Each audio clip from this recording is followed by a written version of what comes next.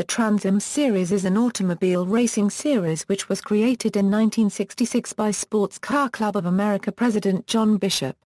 Originally known as the Trans-American Sedan Championship, it has evolved over time from its original format as a manufacturer's championship for modified racing sedans to its current form as a driver's championship open to GT-style cars.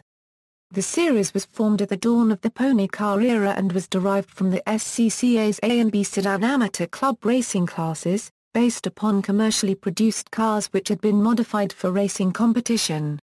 Originally the series was open to FIA Group 2 touring cars and it featured two classes, over 2.0-litre and under 2.0-litre, with both classes running together.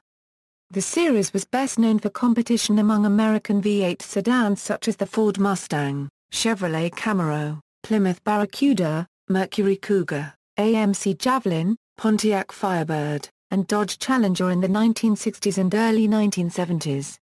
Marques such as Porsche, Alfa Romeo, BMW, Datsun, Mini Cooper, Saab, and Volkswagen competed in the series under 2.0-litre category. History. Beginnings. At first, the Trans Am cars were modified versions of their road version. The competition was divided into two classes, an under 2-litre class and the over 2-litre class, 111-inch wheelbase or less and displacement limited to 5.0 litres. The first race was in 1966 at Sebring International Raceway. The overall win went to Jochen Rindt driving an Alfa Romeo GTA, with Bob Tullius taking second overall and first in the over 2-litre class. Alan Moffat in a 1600cc Lotus Cortina won the third race at Breor. Ford of Britain had full factory effort with the Allemand Lotus Cortinas. In 1966 the over 2-litre manufacturer's champion was Ford and the under 2-litre manufacturer's champion was Alfa Romeo, with Horst Quij and Gaston André's GTA scoring 39 of the 57 manufacturer's points for Alfa. In 1967 Porsche lobbied the SCCA to reclassify the 911 as a sedan. Then dominated the under 2-litre field, winning the manufacturer's championship over Alfa Romeo. In over 2-litre, Ford edged out Mercury to win the manufacturer's championship. Golden era. Penske Racing campaigned Chevrolet Camaro Z28S through 1969, then Roger Penske signed with American Motors to race the Javelin in 1970 and 1971. Mark Donohue would chalk up 20 race victories between 1967 and 1970. In 1970, all of the American pony car manufacturers were represented with a factory team and top driving talent. Chevrolet had the Chaparral Team Camaro Z28 driven by Jim Hall, Ed Leslie, and Vic Elford. Ford's factory team was run by Bud Moore Engineering with Parnelly Jones and George Vollmer the drivers. Plymouth hired All-American racers to run their team, with drivers Dan Gurney and Swede Savage. Dodge used Ray Caldwell's Autodynamics team. Sam Posey and occasionally Tony Adamowicz drove. Jerry Titus ran the Pontiac Team Firebird. Trans Am Penske Racing ran the effort for AMC Javelin, with drivers Mark Donohue and Peter Revson. In 1971 all the American manufacturers pulled their sponsorship from the series except for AMC.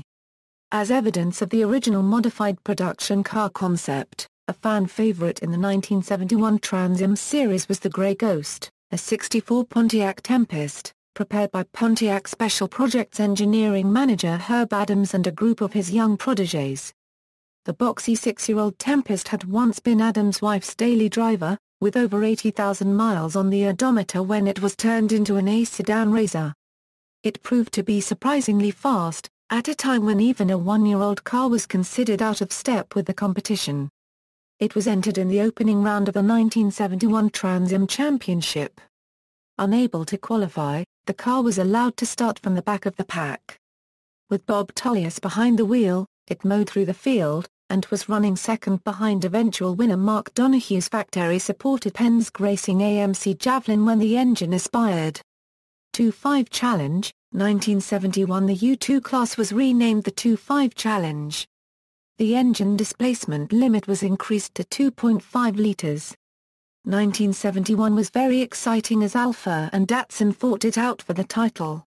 After a hard-fought season with much off-track puffing, the Datsuns won. When these two marques dropped out, interest in the series waned and the SCCA cancelled the series. Successful drivers included Horst Quich and John Morton. Beginning in the 1970s, Trans Am cars would also be seen running in the IMSA GT Championship. Evolution rules changed over the years. Trans Am became a tube-frame silhouette racing car class instead of production-based. In 1976, Trans Am returned to the two-category format, classifying FIA Group 4 and 5 cars as Category 2. The GT era, big money, turbos and cost escalation. In 1980, the SCCA developed a weight-to-displacement ratio for handicapping cars. 5-litre, 2,600-pound vehicles dominated the field. Soon, tube-frame cars, often based upon commercially available and relatively inexpensive short-track stock car chassis, would begin to appear, eventually becoming the standard for Trans Am competitors. Turbocharged, small-displacement engined cars would also appear and proliferate as the decade wore on. In 1983 Neil d'Etley assembled a two-car team of Camaros for the Trans Am series. D'Etley's major sponsor was Budweiser, which marked the association of truly major sponsor to the series. David Hobbs and Willie T. Ribbs dominated the 1983 season, with Ribbs winning 5 races and Hobbs winning 4. Hobbs took the championship with his more consistent finishes, while Ribbs was named Trans Am Rookie of the Year. For the 1984 season, Mercury took the manufacturer's title with their Ribbs as the lead driver for Roush Racing. For the next 6 years Roush entries would dominate the series, winning 46 of the 83 races. Back with Roush again for the 1985 season, Ribbs scored 7 victories and became the leading money winner in Trans Am series history, yet finished second in points, as teammate Wally Dallenbach, Jr. used his consistently higher finishes to take the championship. 1986 was wildly competitive as the turbocharged, small-displacement engined cars would become more powerful and go from field fillers to race winners. The Roush Racing Mercury Capri V8S and Mercury XR 4T Turbo 4s were head-to-head against Camaro V8S, and the turbocharged Buick Somerset, when actor race driver Paul Newman took round 8 in his Nissan 300ZX Turbo. Dallenbach would again take the championship, this time in a prototype Camaro. The Roush Mercures of Scott Pruett and Pete Halsmer dominated the 1987 season, winning all but one race, with Elliott Forbes Robinson taking that win in his Porsche 944 Turbo. Pruett would take home the championship. In 1988, after years of rallying, Audi would enter the series with the 200 Turbo Quattro via the services of Bob Tullius's Group 44 Racing. Running Audi's Quattro system, the cars piloted by Hurley Haywood with both Walter R. Paragraph HRL and Hans Joachim Stuck sharing duties steamrolled the opposition taking 8 out of 13 wins. As Audi would defect to IMSA by the end of the season, the SCCA would change the regulation to a two-wheel drive only and banning cars with non-American engines from taking part. Modern era 1989 marked a major change in the Trans Am series, as throughout much of the 90s Trans Am would evolve into an American manufacturer-based series, with aftermarket V8S stuffed into any American branded car. This would last until the rise of Jaguar at the turn of the millennium. In the 1990s Tommy Kendall, in a Ford, was the driver to beat he would take Ford Drivers' Championships in this decade. Chevrolet was also prominent in this time period, with 6 drivers' champions in their cars. Paul Gentilozzi rose to the fore beginning in 1998 with his first championship in Trans Am. He would win 4 more championships, driving a Chevrolet, Ford, and Jaguar. These latter years also saw more marques enter the field, with exotics such as the Panos Esperante, QVALE Mangusta and Jaguar XKR. Later in the 2004 season, a Rocket Sports Racing Jaguar XKR raced with a production-based 4.5-litre 650 horsepower DOHC AJ V8. Due to a lack of participants and interest, the series all but ceased operations after the 2005 season. However, the SCCA continued to own the name and permitted Heartland Park Topeka to run 2 races in September and October 2006 using Trans Am rules and the Trans Am name. Fields were shored up by a makeshift assortment of SCCA GT1 class amateur racers in town for the national championship runoffs later that week. Return. It was announced on December 11, 2008 that Trans Am would be returning in 2009, with former champion Greg Pickett sponsoring the series with the Muscle Milk brand, using the SCCA's GT1 category rules. The first race was held March 22, 2009. The revived series utilized the same vehicle rules as SCCA's amateur GT1 class, providing top GT1 competitors a professional series to progress to. Tommy Drisey was the first champion upon the series' return. In 2011, in an effort to increase grid sizes which typically numbered in the single digits in 2010, the Trans Am series introduced 2 additional classes of competition in addition to the 2010 spec which races TA1. The new TA2 class consists of SCCA GT2 and GTA class cars while the new TA3 class consists of SCCA GT3 class cars. This is the first time that the series featured more than one class of competition since 1979. A new era. On September 29, 2011 SCCA announced that the Trans Am Race Company, LLC will assume management of the Trans Am series from SCCA Pro Racing, beginning with the 2012. The Trans Am Race Company will assume full marketing rights to the series and will be responsible for Trans Am series public relations and promotions. SCCA Pro Racing will continue to sanction Trans Am events and provide contracted event operations services to the series. SCCA Pro Racing President Tom Campbell cites not having the resources to support growing the series as one of the reasons for the transition. The Trans Am Race Company is now owned by a group of Trans Am team owners and competitors. The president of the Trans Am Race Company is John Claggett.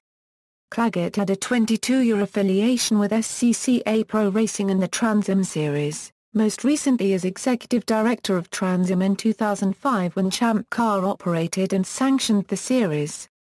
Trans Am partnered with GoRacingTV.com to provide a new form of video coverage for the 2012 season. The partnership provided global coverage of the series. Trans Am coverage was also provided by MAV-TV. The series, which is divided into 3 classes, has experienced record growth over the past 2 seasons and finds record numbers of entries at every race in 2015. In concert with the series' success, the television package has expanded to a total of 10 races carried on CBS Sports Network. Current racing classes TA cars are high-performance Grand Touring race cars with tube frame chassis and fiberglass bodies. They are powered by carbureted, naturally aspirated V8 engines producing over 850 horsepower. As of 2013, the majority of entries carry Chevrolet Corvette bodywork, but there are several Ford Mustangs and Chevrolet Camaros in the class as well, ranging from the modern cars to the old mid to late 90s bodywork.